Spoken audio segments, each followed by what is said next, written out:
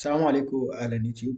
فيديو جديد. في الفيديو ده عايز اكلمك عن ال- الطريقه بتاعتنا في اختيار السكريبتنج انجن المناسب. اول حاجه معانا هنختارها وهي لغه.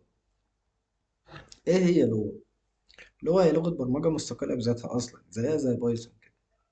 بطيئه طبعا، بس مش ببطء بايثون، اسرع من بايثون ب 7000 مليون مره كده. حاجه كده، رقم خرافي يعني. تمام. بس هي طبعا لا ترقى انها تكون زي السي بلس بلس والسي شارب والحاجات دي يعني في السرعه. تمام. طيب، الفكرة إن استخدام لغة في الجيم انجن سهل جدا جدا، يعني مفيش أبسط من كده. كأنك بتكتب جيسون فايل. عارف إيه فكرة الجيسون فايل؟ خليني أقول لك إيه الفكرة. يعني المبرمجين كده اخترعوا طريقة صايعة شوية. مثلا أنا عندي شوية سيتنجز جوه الجيم انجن. سيتنجز عادية، مثلا أنا عندي إيه مثلا؟ عندي بوليان بيشغل الإضاءة ويطفيها مثلا في الجيم انجن. فبدل ما انا اعملها كده، بعمل مثلا ايه؟ ملف عادي خالص تكست، اكتب جواه لايتنينج الاضاءه ترو او فولس، كلام كده مكتوب تكست. تمام. واسيفه واقول للانجن اقرا لي الملف ده.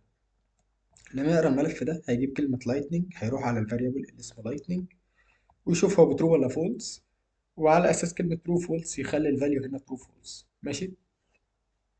فاقدر اعمله سيتنج فايل احط فيه سيتنجز للجيم انجن وهكذا يعني. فاهم؟ فهي نفس الفكرة بتاعت لغة. لغة هنا رغم إنها لغة برمجة مستقلة بذاتها، يعني ممكن تشغل كود لغة لوحده، ولكن الفكرة إن هي ممكن تستخدمها كسكريبتنج انجن. يعني إيه كسكريبتنج انجن؟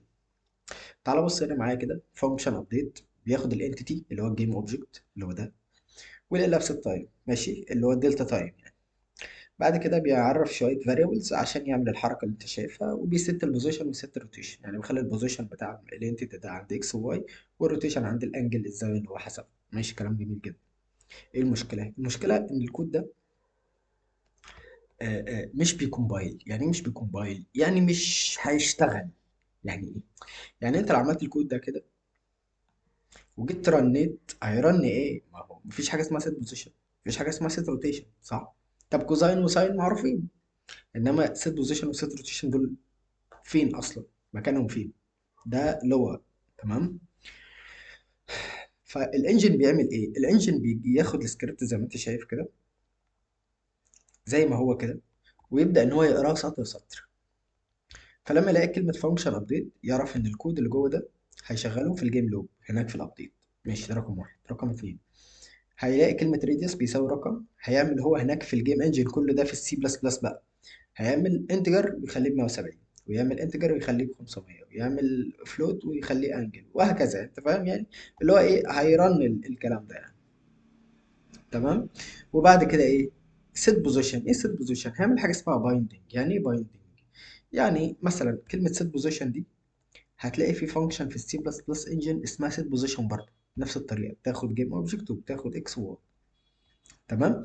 فنفس الكلام بالظبط. فهو هيعمل ايه لما يلاقي كلمه سيت بوزيشن دي؟ هيروح يدور على فانكشن شبهها هناك في الانجن عندي، اسمها سيت بوزيشن. لو لقاها هيشغل بتاعت السي بلس بلس. فهمت؟ وست روتيشن لو لقاها هيشغل برضو بتاعت السي بلس بلس. فهمت الفكره؟ بس كده. وممكن تعمل خاصيه ان انت يعني الكود اللي هو ده كده يشتغل بايه؟ بلغه عادي. ما علينا يعني. المهم، فهي نفس بالظبط الفكره بتاعت جيسون. يعني انت بتكتب كلام هنا، الكلام ده فايل، ملف فاضي يعني مش كود. تمام. هو كلام. الانجن بياخد الكلام ويبارسه بقى، يفك الشفرة بتاعته، ويبدأ إن هو إيه؟ يشتغل. طيب، عيب الكلام ده فيه؟ عيبه إن أنت سهل جدا تتعامل معاه. هتقولي بالله عليك، طب ده عيب؟ طب ما دي ميزة. هقول لك لا، عيب. ليه؟ لأن أنا عشان أعمل سكريبت الموضوع إيزي جدا، إيزي فعلا. يعني هاجي هنا وأقول نيو، وأجي هنا أقول تكست دوكيمنت، وأقول مثلا set position 5 3 2. بس ده كده اكس واي زد. بس اعمل سيف.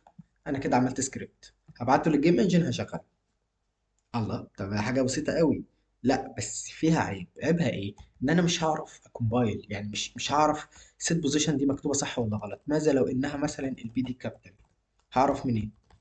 لازم اشغل واشوف الجيم انجن يقول لي مفيش حاجه اسمها سيت بوزيشن والكلام ده كله. ده رقم واحد. رقم اتنين، لما انا باجي اكتب كود هنا مثلا، يعني فمثلا لما انا اجي هنا اقول ام ماتيريال ويدجت، فاقول ام ماتيريال، فبدا يديني هنا يعني خاصيه ان انا اختار من الحاجات، يعني زي ما تقول السيرش كده، انت بتسيرش على الفاريبلز والفانكشنز اللي بتبدا بالام، وبتبدا تختار منها الحاجات. فدي حاجة كويسة بتساعدك. تمام، ده رقم واحد. رقم اتنين، افرض انت عملت كده،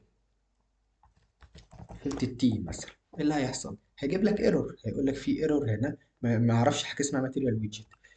الخاصية دي موجودة في السي بلس بلس والسي شارب. ليه؟ لأن هم شغالين على اي دي اي، على برنامج زي الفيجوال ستوديو، وليهم كومبايلر بيقول لك فيه ايه الصح وايه الغلط.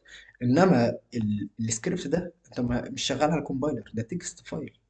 تمام، انت بتسيفه وتخلي الانجن يشغله، والانجن هو اللي هيعمل له كومبايليشن. فدي بتبقى مشكله بتبقى صعبه اكتر في التعامل معاها، رغم انها شوف سيمبل ازاي، الا انها صعبه اكتر في التعامل معاها عن السي شارب والسي بلس بلس.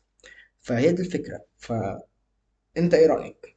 نعمل سكريبتنج انجن زي السي شارب يونيتي بيشتغل بالطريقه العاديه، ده طبعا هياخد وقت اكتر ومجهود اكبر، ولا نستخدم لغه ونحاول نحفظ بقى المكتبه بتاعت الانجن ونشوف كده الدنيا اخبارها ايه؟